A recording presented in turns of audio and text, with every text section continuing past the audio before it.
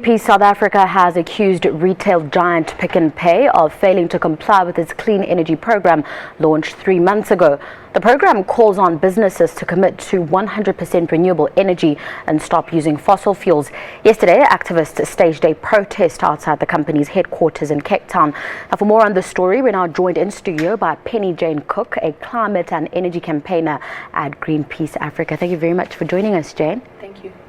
Now, Jane, let's put this into perspective. Why is this campaign only focusing, specifically on the retail sector? So what we really looked at in terms of the campaign was a sector that is big enough in the South African economy, but also a sector that can really identify with the South African public. What we have a lot of the time with renewable energy is people view it as being quite marginal, and they don't see it being as something that can actually contribute to the South African grid and we can actually run our country on. So we were looking for a sector where South Africans interact with it a lot. I mean, obviously all of us use our supermarkets all the time. We have quite a close relationship with our supermarkets. And if you can see that your supermarket is being run on renewable energy, it really brings it home for people that the energy works, and it's something that we could be using for our entire economy.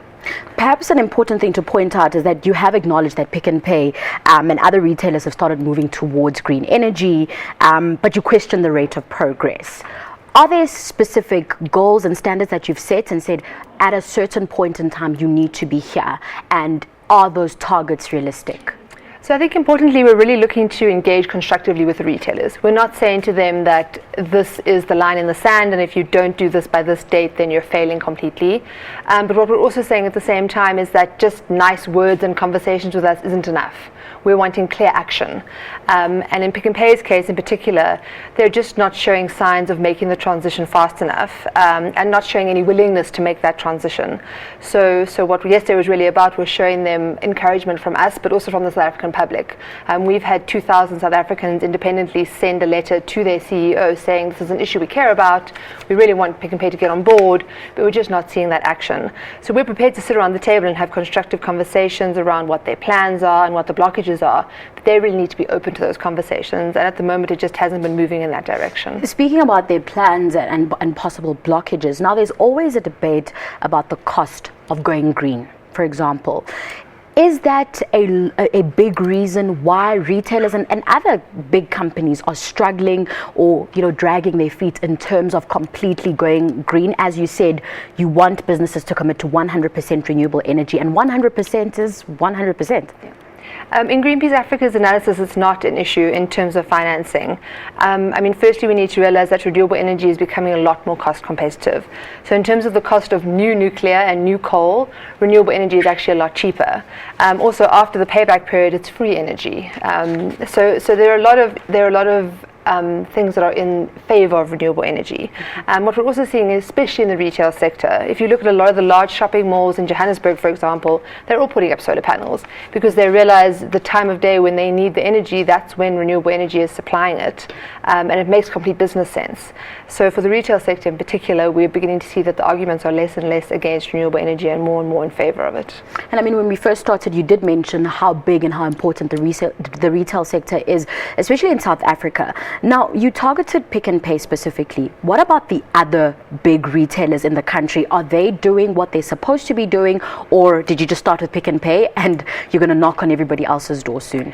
Pick n Pay is certainly our starting point. We have been having constructive conversations with a lot of the other ones, and some of the others have been a lot more open to conversation and a lot more open, especially around what I was saying, that we want to sit with them and discuss the roadblocks and discuss their plans and try and help them be more ambitious.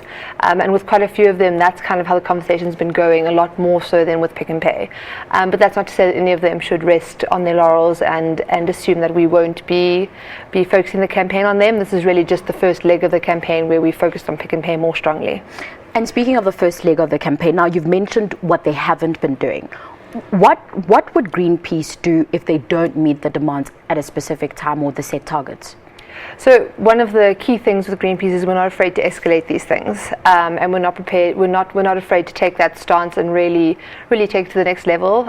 So in our opinion, the action we took at the head office yesterday was quite a light action.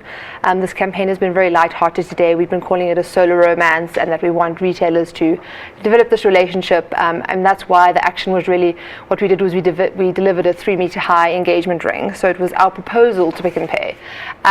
So that's all been really light-hearted. started, but we aren't afraid to take it to the next level. Pick n Pay have now come out publicly and said that they agree with us that renewable energy is a priority, and if they're going to say that kind of thing publicly, they really need to put their money where their mouth is and start making those commitments. So in November, we'll be relaunching the ranking guide, and what we're really hoping to see is that people have made improvements, and big improvements. We want substantive commitments, and we want ambitious commitments from all the retailers. Otherwise, we'll look at stepping up the campaign some more.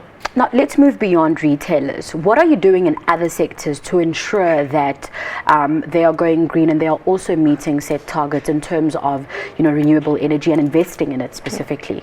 So the retailers that we're looking at now is really the start of our corporate work. But what we are wanting to do is work with corporates more broadly. The next phase, a more natural transition is obviously shopping malls and starting to work with them more broadly, but then looking at the broader sector.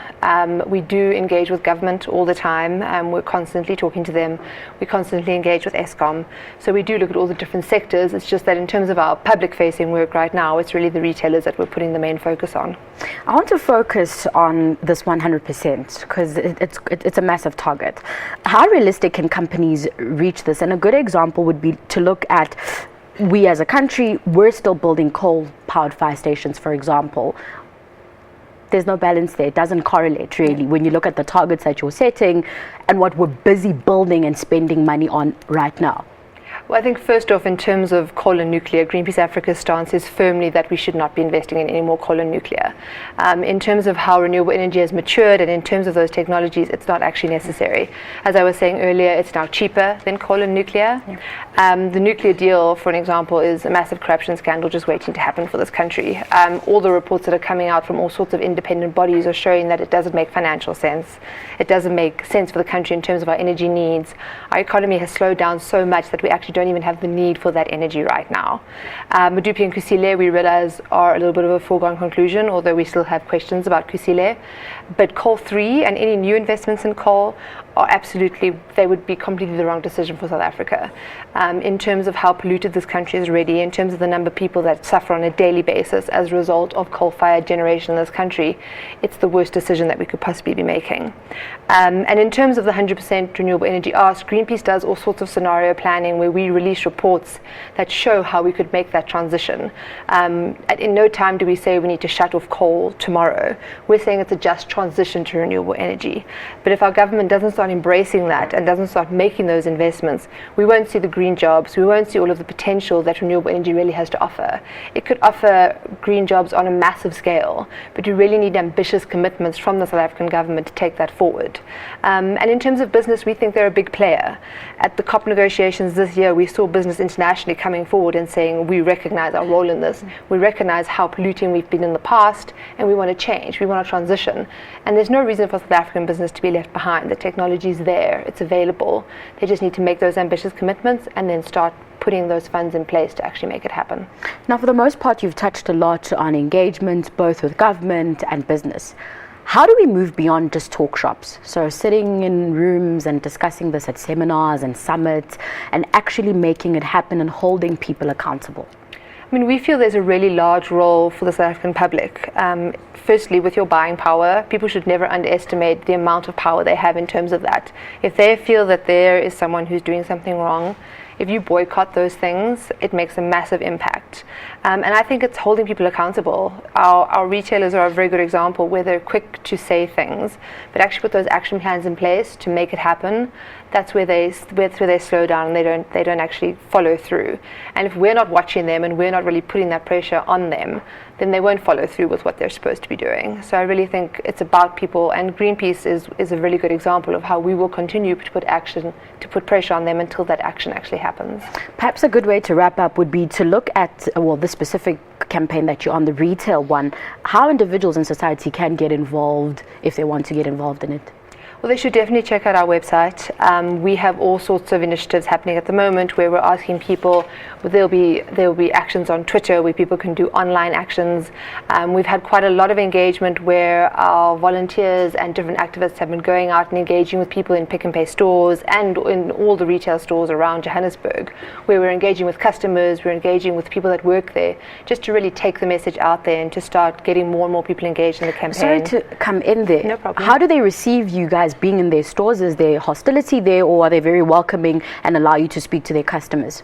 They've actually been really great. We haven't had any issues in any of the stores. That's a step in the right direction. Absolutely. And what we've been doing, and I've been involved in particular, is taking the report that we wrote about the retailers and giving it to the store managers.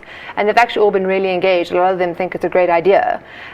So what we've also really been saying is that they should give that feedback to head office and start saying that we really see why this is a great idea and why we should be engaging around this.